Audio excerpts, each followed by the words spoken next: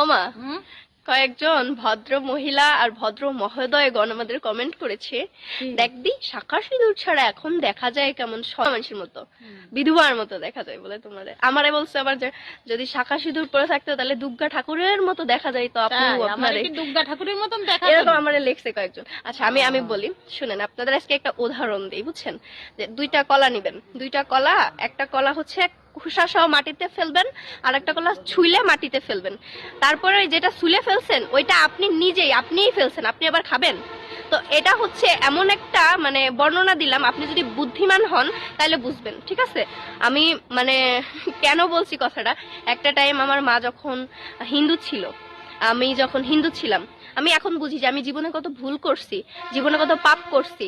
আমি গেঞ্জি পরে প্যান্ট পরে চলাফেরা করছি, তখন আমার কোথাও কোনো রকম বাধে নাই। কিন্তু এখন যদি আমার কেউ 1 কোটি টাকা দিয়েও বলে যে তুমি গেঞ্জি আর জিন্সের প্যান্ট পরে রাস্তায় যাও, আমি মানে মানে কোনো দিনও 1 কোটি কেন মানে 1000 কোটি টাকা দিলে জীবনে যাব না। আমার এই আত্মসম্মান বোধ আমার ভিতরে এখন আছে, ঠিক আছে? আমার এইটা আমার ভিতরে আল্লাহ তাআলা দিয়ে দিছে, বুঝছেন? এগুলো আসলে আপনারা বুঝবেন না, আর এগুলো আপনাদের বোঝানোর আমার দরকার নাই, শুধু জাস্ট কমেন্টের উত্তরটা দিলাম। আমার দুর্গা ঠাকুরের মতো দরকার নাই। চাই যে সবসময় জানি আমি এইভাবেই থাকতে পারি, আমি জানি এইভাবে আমার জীবন কাটাই যাইতে পারি। দোয়া করবেন সবাই।